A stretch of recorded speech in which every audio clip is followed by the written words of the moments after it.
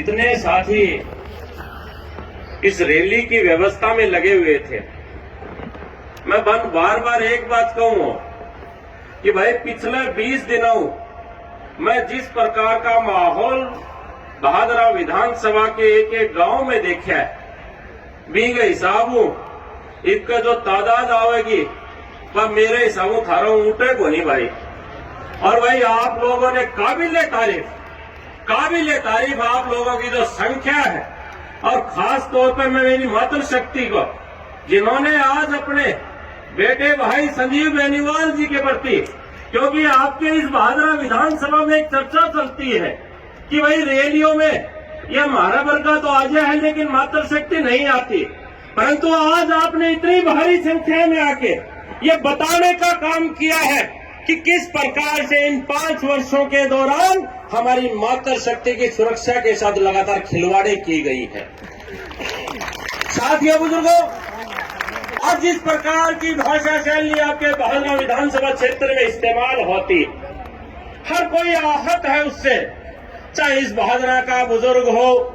चाहे हमारी मातृशक्ति हो, चाहे हमारी बहन बेटियां युवा साथी हो। और साथियों, आज जिस तादाद में, क्योंकि मुझे पिछले 5 जो योजनाएं संजीव बेनीवाल जी ने यहाँ चुनाव की लड़ी, हर एक बार मैं आपके बीच में आता हूँ, परंतु इस बार तो माहौल ही कुछ अलग दिखाई दे रहा है। यहाँ उपस्थित सभी मेरे मामा मामी, नाना नानी, भाई बहन, पत्रकार, छायाकार, संगीतकार, सभी साथियों को मेरी राम राम। मंच पर मेरे से पूर्व में जितने भी साथी अपना संबोधन यहाँ देके गए, चाहे उसमें आदरणीय जयदीप जी हो, एसपी सिंह जी हो, यहाँ आपके नगर पालिका के चेयरमैन हो, हमारे मंडलों के सभी सम्मानित अध्यक्ष हो, जितने भी साथी आपके बीच में आए, और अनिल ओलख जी ने तो अपने शब्दों से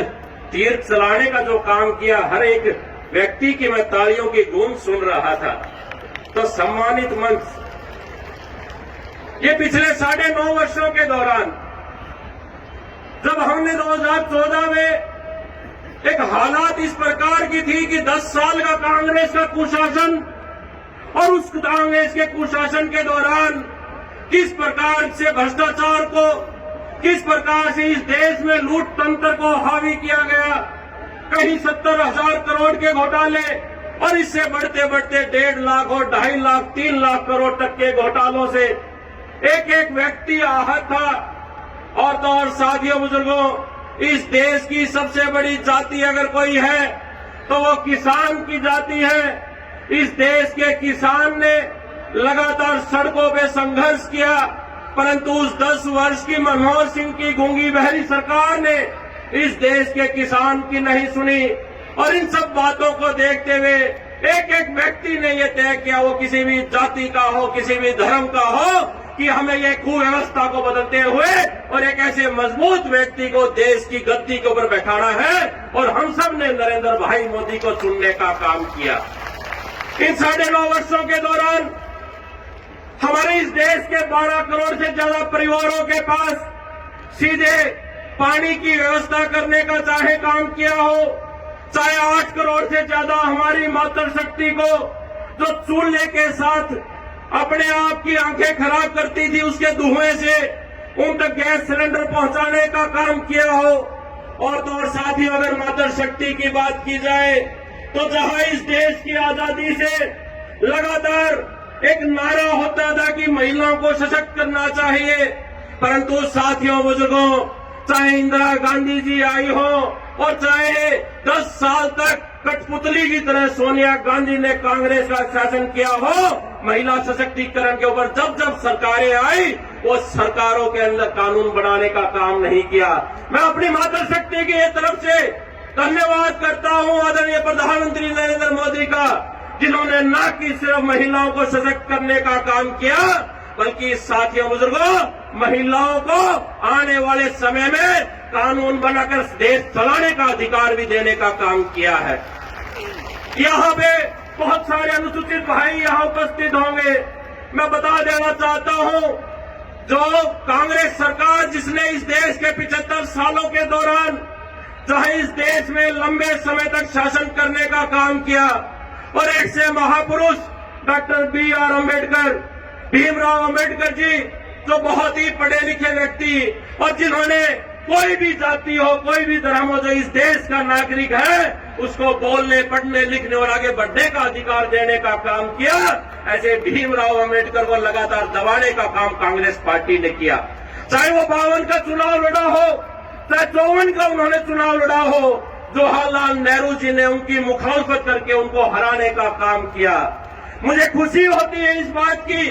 मुझे गर्व होता है इस बात का कि मैं ऐसी भारतीय जनता पार्टी का कार्यकर्ता हूं कि भीमराव अम्बेडकर को 1990 में जब जनता पार्टी की सरकार थी, भारतीय जनता पार्टी के समर्थन में जब भारत रत्न देने का काम किया गया। साथियों,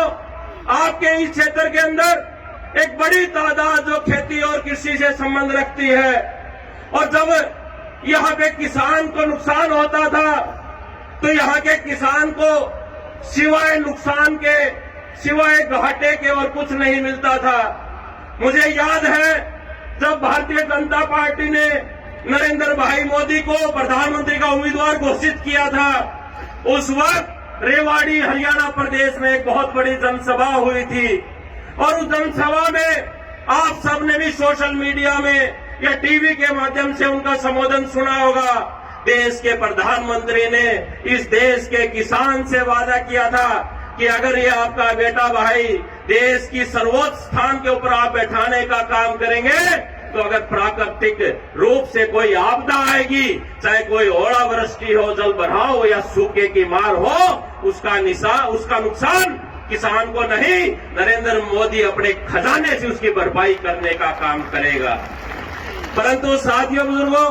पिछले 20 दिनों के दौरान आपके यहाँ प्रचार में गांव गांव, गली गली घूमा हूं और यहाँ तो गंगा को उल्टी बहाने का काम किया जा रहा है। यहाँ जो 5 साल तक जिनका हमने यहाँ चुन के भेज के, विधानसभा में चुन के जिनको भेजा, वो लोगों के बीच में जाके कहते हैं कि मैंने तो यहाँ 1600 करोड़ रुपए मुआवजा दिलाने का काम किया है। ये जितने भी यहाँ साथी हैं, आज कैलकुलेशन हर कोई कर सकता है, मोबाइल आपके हाथ में है। अगर जितने परिवार खेती से संबंध रखते हैं 1600 करोड़ से भाग करोगे तो एक एक के खाते में 32 लाख आने चाहिए थे। मैं तो ये कहता हूं कि कांग्रेस पार्टी तो पप्पू से परेशान है और ये भादरा की जनता अपने गप्पू से परेशान है। ये साथियों, बुजुर्गों, ये नरेंद्र मोदी की योजनाएं हैं कि इस देश के किसान के नुकसान की भरपाई करने का काम करती है। यहाँ पे तो पता नहीं किस प्रकार की बयानबाजियां चलती है। और तो और साथियों, मुझे लगता है कि आप लोगों के गांव गांव, गली गली, इस बहादुरा शहर के एक एक वार्ड में संजीव बेनीवाल जी को मिल रहे अपार जन समर्थन को देखकर आपके पूर्व में चुने हुए विधायक बौखला गए हैं। साथियों, मैं पिछली बार भी आपके बीच में आया था और पिछली बार भी मैंने निवेदन आपसे किया था कि ये चाइनीज माल को घर में लेके मत आइए, इसकी ना कोई वारंटी है ना गारंटी है। साथियों, बुजुर्गों, जिस प्रकार से हमने यहां देखा आचार संहिता लगने के बाद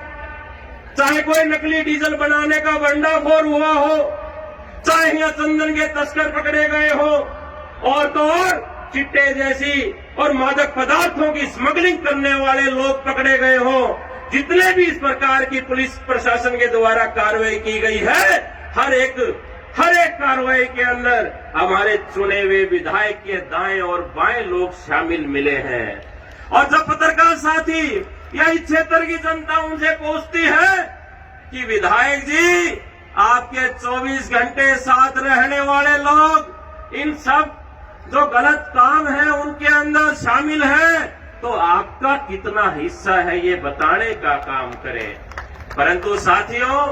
बड़ी बड़ी बात कहता है और कहता है कि मेरा इनसे कोई वास्ता नहीं। मैं ये पूछना चाहता हूं इस भादरा की जनता के माध्यम से कि विधायक जी, आप जब नहाने जाते हो तो क्या रेनकोट पहनकर नहाने जाते हो? अब ये तय आपको करना है कि किस प्रकार के व्यक्ति को आपने राजस्थान की विधानसभा में चुन के भेजना है। एक वो व्यक्ति है जिसने लगातार 30 वर्षों के दौरान आपके बीच में, आपके साथ एक एक के सुख दुख में, चाहे वो सत्ता में हो या सत्ता से बाहर हो, आपका साथ कभी उसने नहीं छोड़ा। अपने सरल स्वभाव से, सहज स्वभाव से एक एक व्यक्ति, चाहे किसी भी जाति का व्यक्ति हो या किसी भी धर्म से संबंध रखता हो, सामाजिक ताना बाना और सामाजिक सौहार्द को बनाने का काम किया। ऐसे संजीव बेनीवाल जी को जिता के भेजेंगे, या जिसने सामाजिक ताना बाना खंडित किया है, ऐसे उस कामरेड की दुकान को बंद करेंगे। ये तय आपने करना है साथियों बुजुर्गों, मैं तो आपसे निवेदन करने आया हूं कि जिस प्रकार से एक ऐसी बड़ी बीमारी हमारे इस देश में आई थी, जिस बीमारी के कारण लगातार 2 वर्षों से ये देश क्या, ये पूरा संसार ठहर गया था, वो कोरोना की बीमारी। आप सबको पता है कि वो कहां से आई थी। और साथियों, जो ये विधायक आपने चुन लिया, ये भी उसी चीन से आया जहां से कोरोना आई थी। साथियों बुजुर्गों, मेरा निवेदन है कि जिस प्रकार से उस कोरोना बीमारी से छुटकारा पाने के लिए नरेंद्र मोदी जी ने 2-2 इंजेक्शन लगाए थे, इसी प्रकार का आने वाली 25 तारीख को आप इस कामरेड रूपी बीमारी के भी इंजेक्शन लगाने का काम करें। मेरा निवेदन यहां पुलिस प्रशासन से भी है, मेरा निवेदन यहां पुलिस प्रशासन से भी है कि कहीं ना कहीं मेरे पास इस तरह की बातें आ रही है कि रास्ते में लोगों को रोका जा रहा है। मैं ये कहना चाहता हूं, ये 10 दिन और है, ये 11वें दिन यहाँ पे पूरे भादरा क्षेत्र के अंदर भगुआ में करने का काम करेंगे। जितना जोर लगाना है लगा लो। ये पब्लिक, ये जनता, ये भादरा के लोग अब रुकने वाले नहीं है। और इनको 25 तारीख का इंतजार नहीं, इन लोगों ने आज ये तय कर दिया कि संजीव बेनीवाल जी को तो हम जिताएंगे और 200 की विधानसभा में सबसे बड़ी जीत दर्ज करवाने का हम लोग काम करेंगे। साथियों, सबसे बड़ी जीत दर्ज करवाने का। ये साथियों बुजुर्गों, अगर शहर की आप बात की जाए तो मैं अभी सैनी साहब से बात कर रहा था, इनसे पूछ रहा था कि शहर की व्यवस्थाएं किस प्रकार की है, तो ये बता रहे थे कि ना तो यहाँ पे सफाई के समय में सफाई होती है, ना यहाँ पे रस्तों की व्यवस्था है, और तो और शहर के लोगों को लगातार पानी का खारापन भी झेलना पड़ता है। मैं साथियों आप सब से ये भरोसा दिलवा के चाहता हूं कि भारतीय जनता पार्टी को अपना समर्थन देने का आप काम करें, अपना अमूल्य वोट देने का आप लोग काम करें। भारतीय जनता पार्टी की सरकार 3 तारीख को हरियाणा प्रदेश में जो बनने जा रही है, आप लोगों को इस भरोसे के साथ अपनी बात पूरी करता हूं कि 3 तारीख के बाद भारतीय जनता पार्टी की सरकार बनने के बाद, और जिसमें संजीव बेनीवाल जी का अहम योगदान होगा, इस सरकार के बाद आपके इस क्षेत्र के एक एक व्यक्ति की और इस क्षेत्र के विकास का निश्चित तौर पे हम ध्यान रखने का काम करेंगे। इन्हीं शब्दों के साथ एक बार पुनः आप सब लोगों का बहुत बहुत धन्यवाद। भारत माता की जय। धन्यवाद विधायक जी। अब मैं कार्यकर्ताओं से निवेदन करता हूं कि जो जहां बैठे हैं उनके लिए पानी की